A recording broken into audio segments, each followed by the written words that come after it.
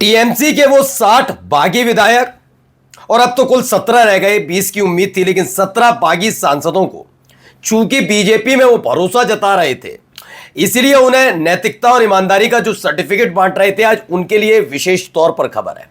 खबर इसलिए जरूरी है क्योंकि जो घुटने टेकेगा उसको इनाम मिलेगा और जो घुटने नहीं टेकेगा उसे भी मिलेगा, लेकिन इनाम नहीं, नोटिस, छापेमारी।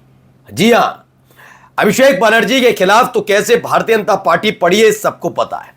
वरना अगर इतनी ही निष्पक्षता वाली है तो जिस आदमी का स्टिंग ऑपरेशन सामने आ गया, उस आदमी को ही मुख्यमंत्री बना दिया। लेकिन इससे भी इतर अभिषेक बनर्जी के घर पर छापेमारी होती है। मिलता क्या है वो जरूर देखना। आपकी हंसी नहीं रुकेगी कि सोचिए, निष्पक्षता, इस देश की जांच एजेंसियों पर इतना वक्त है कि अभिषेक बनर्जी के घर जाए, रात को 2 बजे पहुंच जाए, वहां छापेमारी करें। उधर एक गुजराती फ्रॉड गुजराती इस देश के तो 15 लाख करोड़ का चूना लगा देता है, उसके लिए जाग नहीं रहे होते अधिकारी। खैर, इसके अलावा भी दिखाऊंगा जो विधायक घुटने नहीं टेक रहे, वो घुटने न टेकने वाले विधायकों के घर तक ईडी पहुंच रही है। जिन्होंने टेक दिए सब आप वॉशिंग मशीन की तरह जुड़े हो। क्या क्या हो रहा है जरा आपको दिखाने जा रहा हूं, क्योंकि बीजेपी का वो प्लान जिसके जरिए 20 सांसदों को बागी करके टीएमसी को तोड़ना था, वो फेल हुआ। बौखलाए, और बौखलाहट की हद इतनी कि खुद ही एक्सपोज हो गए। नमस्कार, मैं हूं प्राज्वल गौतम। एक बार फिर से पश्चिम बंगाल में छापेमारी का दौर शुरू हो चुका है।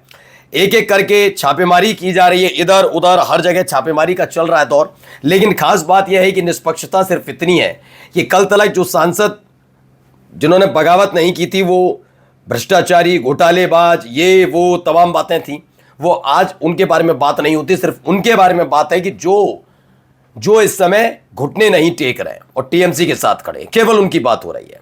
तो सबसे पहले नाम लेंगे हम, जरा सुनिए क्या कह रहे हैं अभिषेक बनर्जी। उनके घर तक पहुंच जाती हैं जांच एजेंसियां और क्या करती हैं, जरा सुनिए।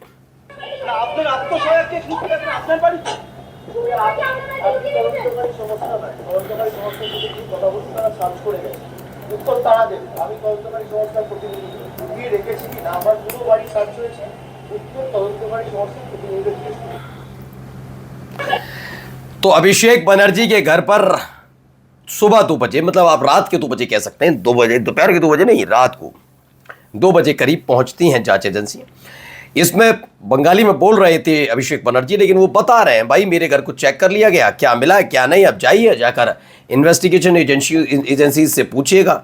क्योंकि अभी तक बीच में ये गिरफ्तारियां, बीच में ये छापेमारी, जब अभिषेक बनर्जी पर हमला हुआ था, आपको याद है उसको कितने दिन बीत गए।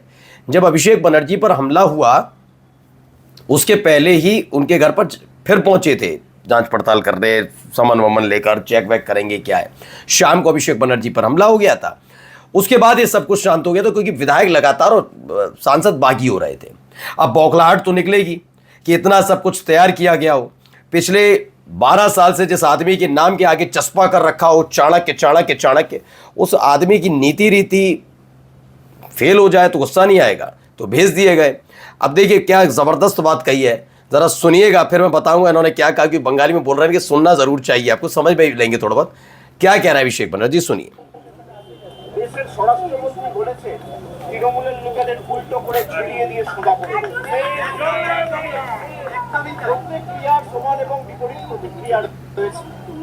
আপনি বলবেন গণেশ কুমারকে যদি আমার এগেইনস্টে অ্যাকশন নিতে হতো তাহলে অমিত শাহর বিরুদ্ধে অ্যাকশন নিতে হতো।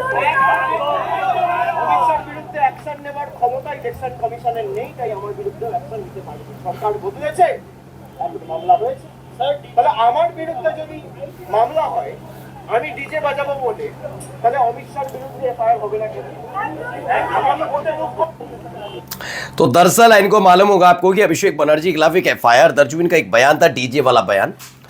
उन्होंने कहा अगर मेरे डीजे वाले बयान पर मुझ पर एफआईआर हुई है तो अमित शाह के खिलाफ क्यों नहीं हुई।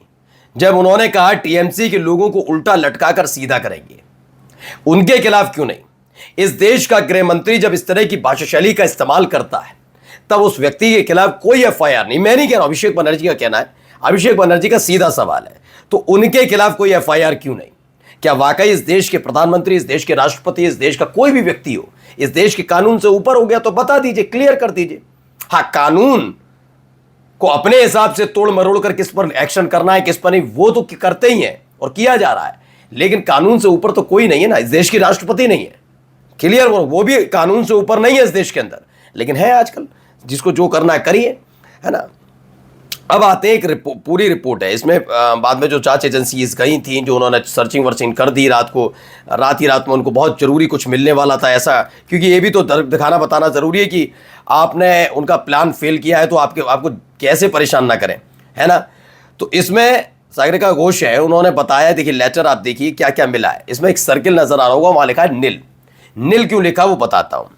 इसमें ये बताती है शनिवार को सुबह 3 बजे पुलिस कोलकाता में अभिषेक बनर्जी के कालीघाट स्थित घर पर पहुंचती है। ये सारी कहानी कल हो चुकी है कि 20 सांसद होने थे, 19 सांसद भी नहीं हुए, तो सेंधमारी ममता बनर्जी ने उल्टी कर ली, अपने ही सांसदों को वापस बुला लाई, तो वो रह गए 17। सुबह ही सुबह पहुंच जाती है जांच एजेंसी, पुलिस पहुंचती है कोलकाता में। सुबह 5 बजे क्या किया जाता है, सबसे पहले ताले तोड़ने के लिए डिजास्टर मैनेजमेंट टीम को बुलाया जाता है। 6:30 बजे तलाशी शुरू होती है, दूसरी मंजिल से लेकर छत तक, जो 90 मिनट तक चलती है। अब नतीजा क्या है, जब्ती रिपोर्ट कहती है कुछ नहीं मिला, यानी नील, कोई सबूत नहीं, कोई गड़बड़ी नहीं, कुछ भी नहीं, सिर्फ राजनीतिक बदले की भावना, डराना धमकाना और मानसिक प्रताड़ना। ऑपरेशन लोटस उन सभी नेताओं को निशाना बना रहा है जो बीजेपी के आदेशों के आगे झुकने से इनकार करते हैं। विपक्षी नेता पर शर्मनाक हमला, बदले की भावना वाली साजिश भरी और घटिया हरकतें, शर्म की बात है, ये सागरिका घोष ने कहा है, ठीक है ना।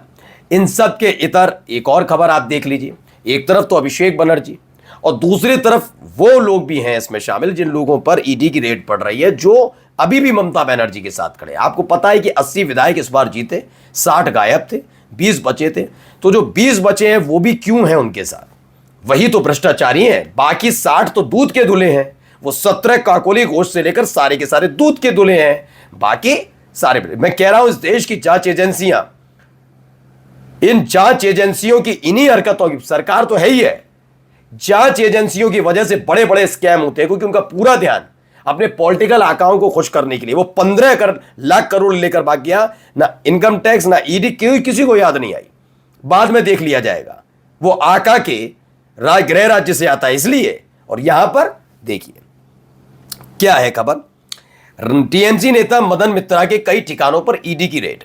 टीएमसी विधायक मदन मित्रा के कई ठिकानों पर ईडी की रेड जारी है।